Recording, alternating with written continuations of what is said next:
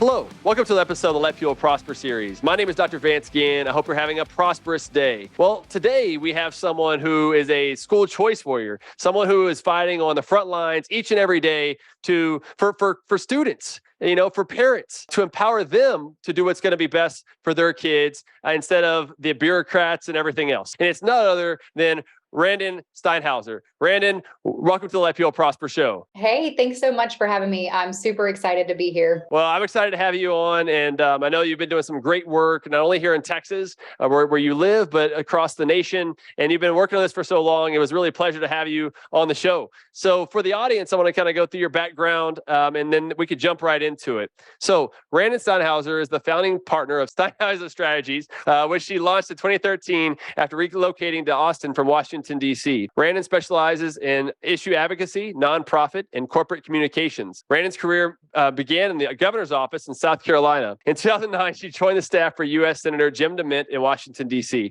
and later transitioned to the nonprofit world, working in foreign policy and education reform for former U.S. Secretary of Education Betsy DeVos. She has worked in more than 30 states on issues for advocacy and political campaigns. Randan assists clients with media relations, coalition development, strategic communications, and government affairs. Originally from South Carolina, Randan is a graduate of the University of South Carolina. She attended the Women's Campaign School at Yale University and received her master's recently in communications from Johns Hopkins University. She's the proud mother of 4, including a set of identical twins. Randan, it's a pleasure to have you on the Let People Prosper show. And the first thing I like to ask guests is, what motivates you to do what you do each and every day? Yeah, I appreciate it so much. I think that answer has really evolved over time. Honestly, I got involved in politics during college because I cared about the ideas of free people, free markets, and free ideas. So that philosophy really laid the groundwork for me to work in the governor's office, move to Washington, D.C., again, working on the ideas that I care about. So that led me into education reform. And I can talk about that during our conversation. But today, the answer is much different because, as you mentioned, I am the mother of 4, and I just see the value of educational freedom, specifically when it comes to every child learning differently. I do have identical twins. They are very different in the way they learn, very different in the way they problem solve and communicate. And so for me, this mission of educational freedom is really about letting children prosper, letting children thrive in an environment that celebrates knowledge and truth and beauty and goodness in our education conversation around children. And so that's kind of what's led me to continue this fight years later. That's awesome. And we were just talking before we went on and started the recording. I've got 3 kids. You've got 4. And so mine are 8 and younger. I think yours are 6.5 and younger. So this is going to influence their lives. I mean, each and every day we see that. And I feel the same way. Each one of them have their unique benefits or unique things that they're going to do. They learn differently. There's so many things that are different about them. Whenever you're talking to folks across the nation about school choice and everything else, how has that, the overall opportunity and the actions of being a mom really influenced your thinking? Yeah, 10 years ago, when I first started working on school choice, predominantly, I would have to go into communities and I was doing grassroots organizing of parents. And at the time, I wasn't a parent yet.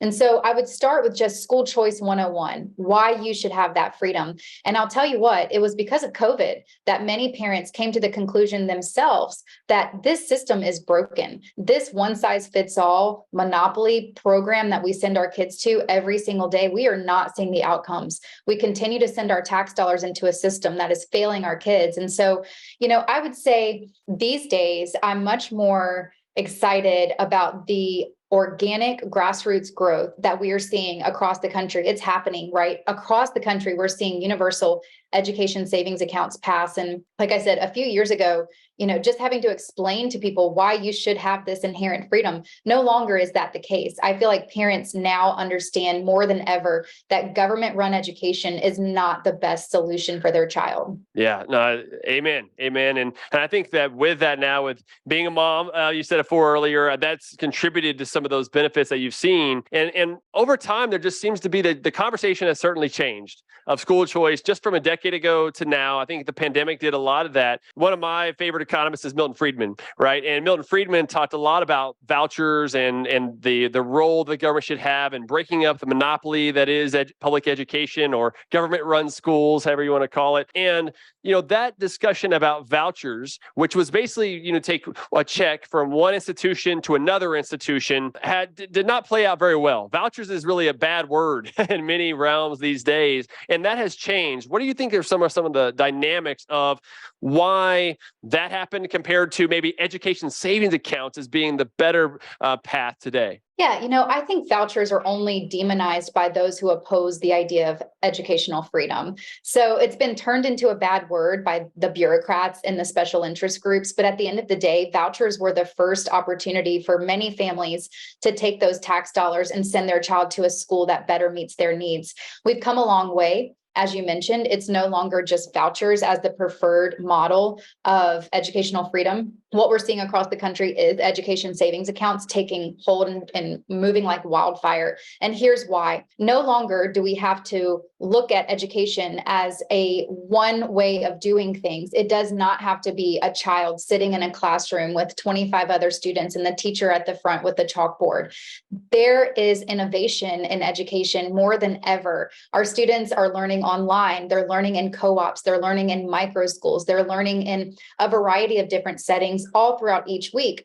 In those states where we have universal school choice, we are seeing a proliferation of market responses by education entrepreneurs, many of whom are either parents or educators themselves, who left the system saying, I love teaching kids, but this is the backwards way of doing it. I want to be able to meet their needs in a creative, fluid environment where, if they want to sit on the floor, if we want to go outside, if we want to just end lessons at 2 p.m. and then the rest of the day have free time so that they can really spark that love of learning and it's not forced on them.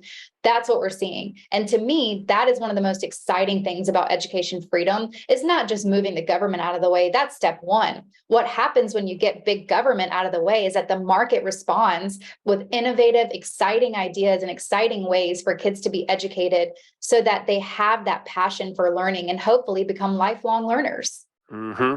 Yeah, I mean, it works out well too, because individuals are the best determinant of what their future is going to be. So they're going to educate themselves. The parents in this case are helping out their kids. And for me and my wife, private school has been the best for our boys.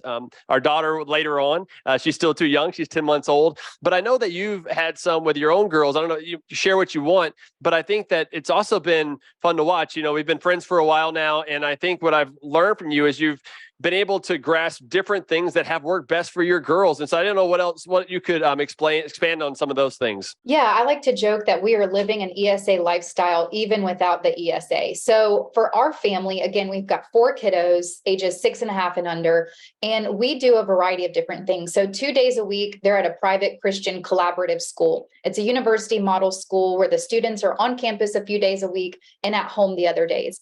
2 days a week, we have full at-home school days. Again, my kids are young enough where that really only means about 2 hours throughout the day of intentional hands-on learning versus free play activities, games, puzzles, read alouds, all of those things in the elementary years that we know are so important.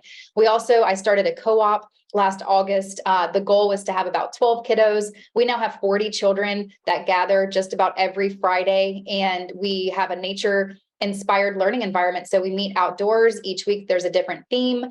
We've also hired out private tutoring. When our oldest was getting ready for first grade, we wanted to make sure she was where she needed to be for reading. So we hired a private literacy tutor who came in twice a week.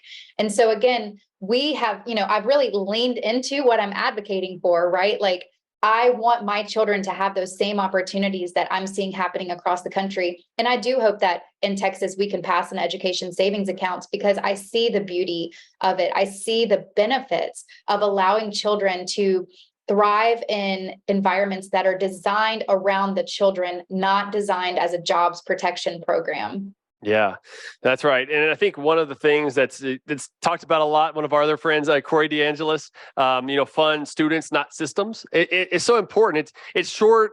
Maybe it sounds trendy, but it really is important there, because right now what we're doing is we're systematically funding through our tax dollars, whether it be property taxes, some sales taxes, or whatever the case may be. We're funding these government-run schools, and I think that there's been some discussion about whether or not to call them public schools. That's commonly referred to as a public school, but in economics, we have what's called public goods, right? Those public goods are going to be those that are non-rivalrous, non-excludable, and that sort of thing. And public schools, these government-run schools, are they're non-rivalrous already. Like, they're not a public good. And if you look at the benefits of what they're supposed to provide, like a public good would, where there's positive benefits to those, not just those that are in the school themselves, but to the community, we're not getting that same benefit for outcomes and things of that nature. And so whenever you've looked at some of this research, whether it's in Texas or across the nation, what have you seen with some of the outcomes after we put in so many billions of dollars into this government-run education system? Yeah, I do call them government-run systems and government-run schools, because I think it's important for parents to make that connection that these are government employees, that their incentive is to just show up and get the paycheck. That's not to say there are not amazing teachers, but I hear from those amazing teachers. They're as fed up as most of us. I was just at the PTA rally here in Austin this morning, and actually I was surprised when I started talking about school choice. The teachers who were attending were supportive.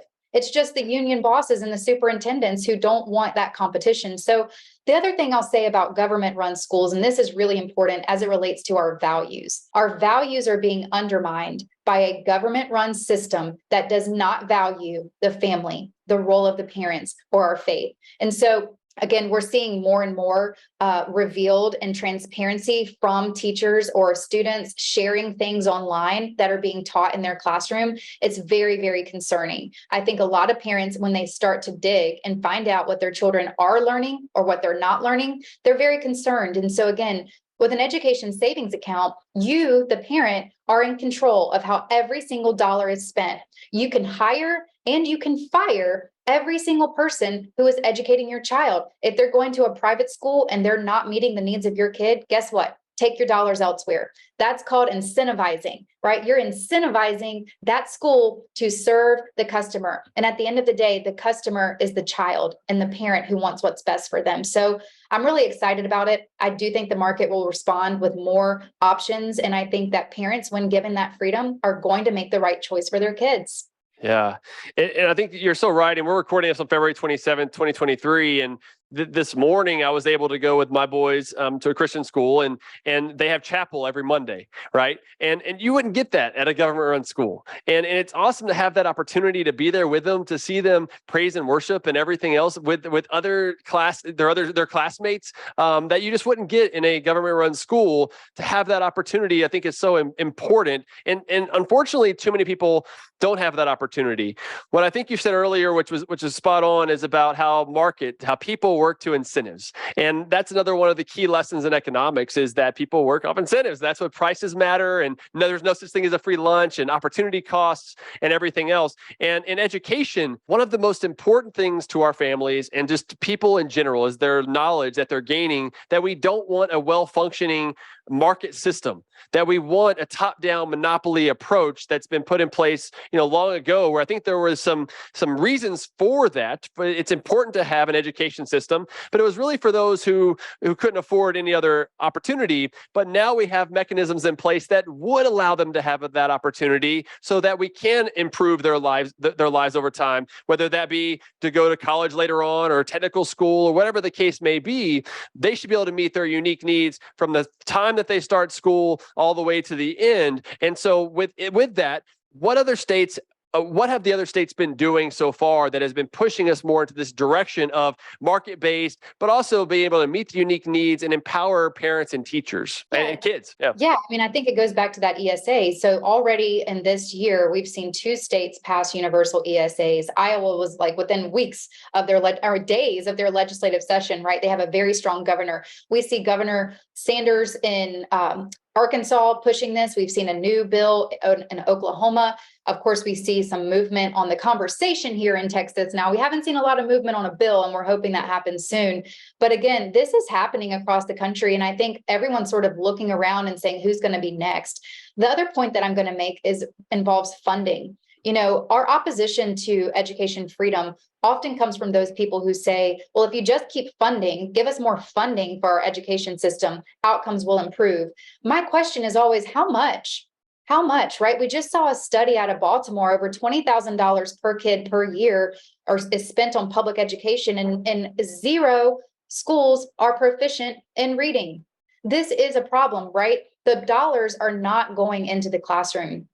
They're not going to the students. I just did an event a couple of weeks ago with a superintendent who makes over $350,000 a year, while the teachers in his district are making $10,000 below average for the state.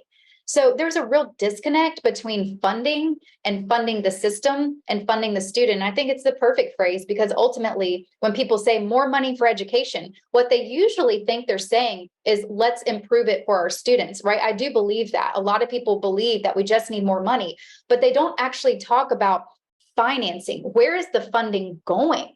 Budgeting. Show us the dollars, right? Follow the dollars. And so that's the beauty of education savings accounts, is they're actually much more transparent. You get to see where those dollars are spent. Just a couple of years ago, there was a program passed in West Virginia. And I'm so proud of this state because, long before that, they didn't have charter schools. They were, at the bottom of every list. But now that they have education freedom, I just saw today that there are hundreds of educational providers who are entering that marketplace to provide services and support to these students who need it. And so the market does respond. Parents are going to be in control of those dollars. And it's not just about funding the system. It truly is about funding the student. Yep, no, that's right. And one of the things that comes to mind is Milton Friedman, again, said, don't judge a policy by its intentions, but by its results. And I think that's so important to what we're talking about here with education, of why we do want to see the results, because you're exactly right. You'll often hear this from the educrats, the government-run school sort of interest groups and bureaucrats and everything else, is just, we need more funding. It's just like, how much is enough? I said this recently on Twitter to someone, and they said, well, Texas, for example, is spending on average $4,000 less than some of the highest. Well, the ones that have the highest, to your point earlier, aren't improving their outcomes either. Why would we want to be spending more in the process? And a lot of it doesn't end up going to the teacher. I mean, I think that good quality teachers should be paid more, just like we have a merit-based system throughout most of the market economy. But it's usually, it's set, at least in Texas, right, based on a graduated rate of payment over time. A salary schedule is what they call it. And so it's not really based as much on merit. There's been some improvements with that here last few years, but it's still based a lot on what government is going to set for you. So with allowing for a market-based system, which in the teaching sector is called a monopsony situation. Instead of a monopoly of one provider, you have one consumer, being the government-run schools. A monopsony, where about 93% of teachers are being employed by these government-run schools. You have a situation where they don't have the negotiating power. So it also allows for us to empower teachers whenever there is more supply of places for them to work in the process, whether it be private school, public school, homeschool, or co-ops or something else, right? Yeah, absolutely. I mean, I think that when we incentivize educators to do a great job, they should be rewarded. And I absolutely believe in a meritocracy when it comes to our education providers. I think that if you're doing a great job, you should be rewarded. Look, I'm going to tell you the story of the educator who came in to be our family's private tutor. She was a public school employee, and she was miserable because she never got enough time in the day to take advantage of individual time with each of those 22 students that she was teaching in second grade. So instead, she left the system during COVID, started her own tutoring company, and within just a few months, tripled her salary, tripled her family's income, because she was able to provide a service to families who need it. And so whether it means going outside of the system and starting that kind of innovative company to serve families, or recognizing, look, our government schools are not going to just completely go away, right? We know that. We want them to improve as well for our students. Education savings accounts are an opt-in program. It does not mean overnight that every single family is going to be an education savings account family. So yes, I think we also have to look at reforms within the system, but I honestly believe that the system is so broken, it's so backwards, it's so bloated, that it's going to take a lot for that to change. And until the facts are put in front of people, including where the dollars are spent, I think it's going to be really difficult. Yeah, it will be. And I mean, one of the big things too, Randan, is that you have a large increase in the number of bureaucrats, the bureaucracy, the number of administration versus teachers. This administrative bloat, to your point, has really expanded quite a bit. Have you seen that across the nation? Oh, yeah, from the top all the way down. I mean, if it were up to me, we would eliminate the Department of Education at the federal level because it's just not necessary, right? The federal government has no place in telling local schools, local families how to educate their kids. So start from the top, cut the bloat, start here at the state level as well, right? I mean, again, when you have superintendents making $300,000 a year, that's more than the governor of the state of Texas, right? So there's no real reason that they should be making that much money. I recognize the job can be tough, but it can't be that tough. So, I would say absolutely. We see administrative staff sometimes 3, 4 to 1 when it comes to educators, and they keep crowding more students into the classroom, but yet they keep hiring more administrators. So there's a real disconnect. And again, I would just encourage folks to follow the dollars. We have a lot of families who say, public school, I went to public school, it was good for me. Hey, I did too. But I look back on that system and I think it could have been different, right? Like, thank goodness I had that drive and that motivation to do more. And I was curious as a kid. But for those students who maybe don't have that support level that they need, they are the ones that are going to get lost in the middle, right? Maybe they're not gifted and talented, and maybe they're not the most struggling, but what about the kids in the middle? They deserve an excellent education too. And so I think they're getting lost in the conversation as we continue to see the call for more money, more money, more money, and no answer when we ask, how much? How much is enough? Yep. No, that's right. And Randan, I don't know if you know, but like I went from kindergarten to second grade, I went to a private school. Third grade to sixth grade, I went to a public school. And then seventh grade through 12th grade, I went to homeschool. So kind of went through the big three. And that was from a low income family. I mean, the only reason why I was able to do that is because my grandparents helped us out, and they didn't have a lot of money either, but that was something they really felt was important for me at the time. And whenever I'm thinking about this, it's really those lower income people who I think will benefit the most and who are being hurt the most given the situation that we have today, because they're oftentimes not the ones who can afford to have these different opportunities, right? Absolutely. I mean, fundamentally, one of the reasons I got involved in this effort years ago was to be able to serve students in those lower income minority special needs communities that are the most vulnerable. They are getting left behind. There's report after report that proves this. So absolutely. I mean, the first line of defense against a cycle of poverty is getting a great education. We see the school to prison pipeline. And so I'm very passionate about making sure we go into those inner city communities and give those parents a lifeline. Right here in Texas, we have over 100,000 students who are on a charter school wait list, 100,000 students who are desperate for another option, but maybe their family cannot afford private school tuition. Perhaps it's a single mom and she can't homeschool. She doesn't have that built-in support network. So we've got to do something different. And again, I believe when we put the power in the hands of the parents and we put the funding in the hands of the parents, they're going to choose what's best for their kids. I believe that parents know best. I believe that government-run systems are not the solution. For far too long, we've been reliant on this government monopoly, and we're not seeing the outcomes. The United States of America continues to fall behind. Our students are not proficient in math and reading. They're not critical thinkers. And instead of being taught reading and writing and math and history, they're being taught gobbledygook about having multiple genders. And there's no truth in education anymore. So, I could go down a whole rabbit hole of why I think we got to get government out of education. But fundamentally, it's about doing what's best for kids. Yep. Amen. I think, in the last few minutes that we have here, maybe we could talk a little bit more about like the specifics of how this would work. I mean, in Texas right now, we're spending about $14,000 per student. Some of that's bloated because of a lot of money during COVID. And so maybe it's a little bit less, but regardless, about $14,000 now. And the way, at least in Texas, it works is you have these school finance formulas that determine that amount based on average daily attendance. Some of that gets funded by local property taxes. Some of it gets funded by the state through mostly sales taxes that dominates here in Texas. And when you put all that money together, it's kind of like a bucket. Here's the $14,000. Here's how much money is coming in for property taxes. If the bucket is overrun with property taxes, then we take it and we they put it to other buckets across the state. That's our Robin Hood system that we have here. Now, out of that, let's say $14,000, is the idea in order to have universal school choice to use every one of those dollars, or is it something else that would be kind of the gold standard of what's working on with the education savings accounts? Yeah, it's really going to depend on how the bill is written. I know that there's conversations often in the past few sessions about keeping local property tax dollars local.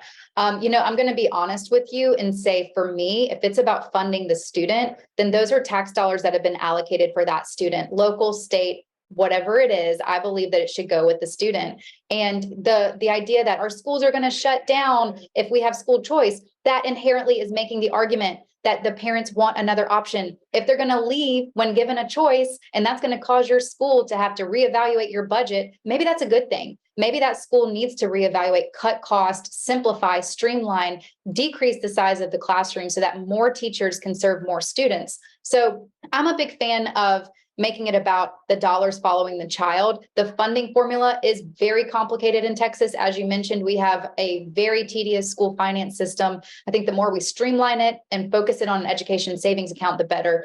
Those dollars go into an account that is managed by the parent. It's overseen, administered, and held accountable by the comptroller of Texas. So again, these dollars have to be spent on things that are approved educational expenses. I mentioned that list that I saw from West Virginia. Those are all individuals, schools, vendors that have gone through a pretty tedious process to get on that list. You have to be registered with you have to have a tax ID. You can't just be, hey, Vance, I want you to teach my kid economics. Here's $500. It just doesn't work that way. You have to be approved. So that means things like tutoring companies, speech therapist, equine therapy for students with, or gross motor skills that they're struggling with. You would be amazed at some of the things, innovative ways that we can serve those students.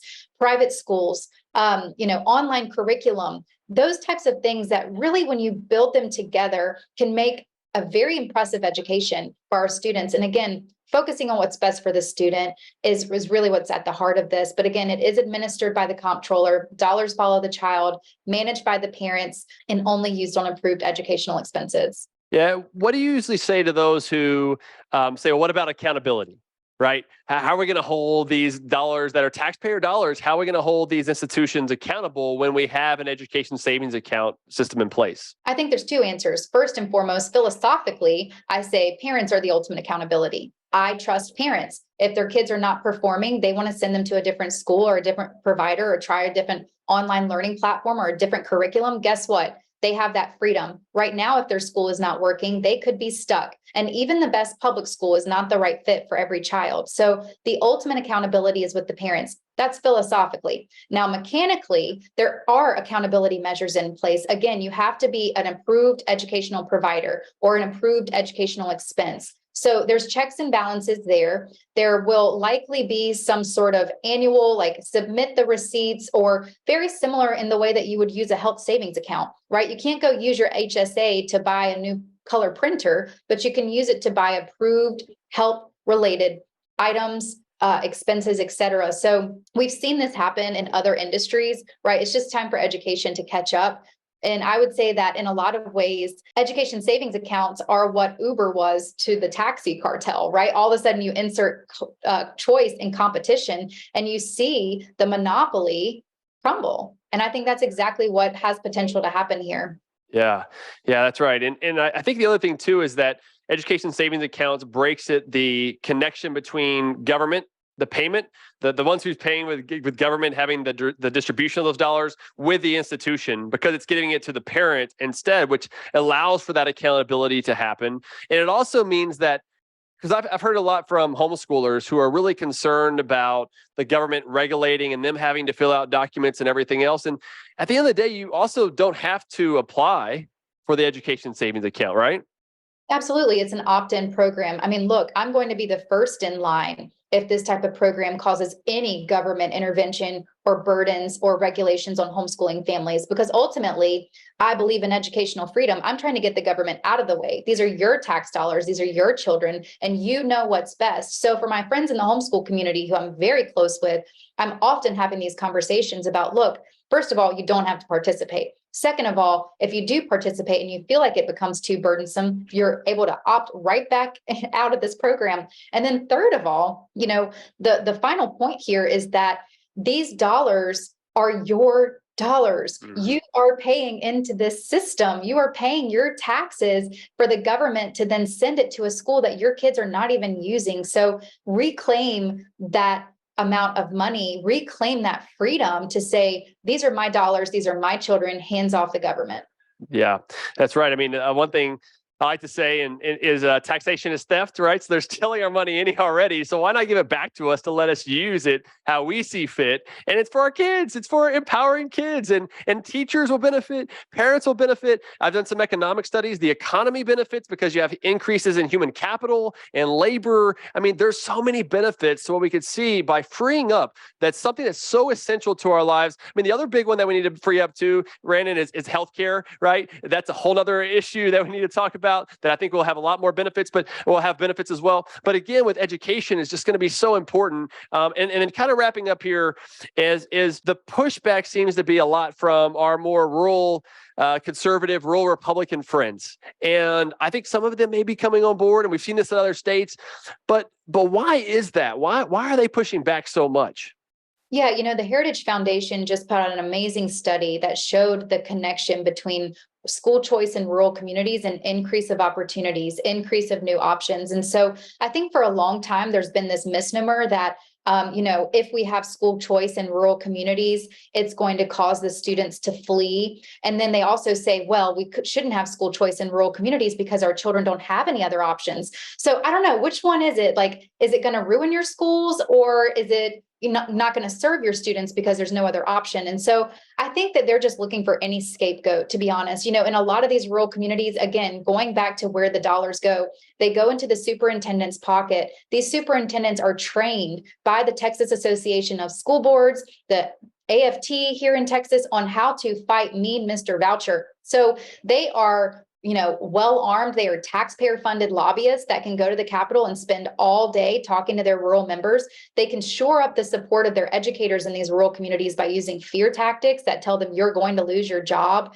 This is going to dismantle public education. This is going to cause Friday Night Lights to be canceled, right? And so they use all these scare tactics and these scapegoats for them to make it seem like this is the worst thing that could ever happen. But if you pay attention to the messaging, it's only the worst thing that's going to happen to the system. They don't talk about what's going to happen to the kid, right? They don't talk about what's going to happen to the families who otherwise feel stuck in this school. And oftentimes it's going to be those families who are, again, in the middle looking for another option, but say, maybe it's okay because it was okay for me. Guess what? This is going to allow them to explore other options. And if there's not another option, the market will respond. I guarantee you there'll be an innovative educator who leaves the system to start her own company and serve students. Yeah, that's right. Markets work, governments don't, So as we're wrapping up here, Randan, what else would you like to share with the audience for our last words here? Yeah, you got it.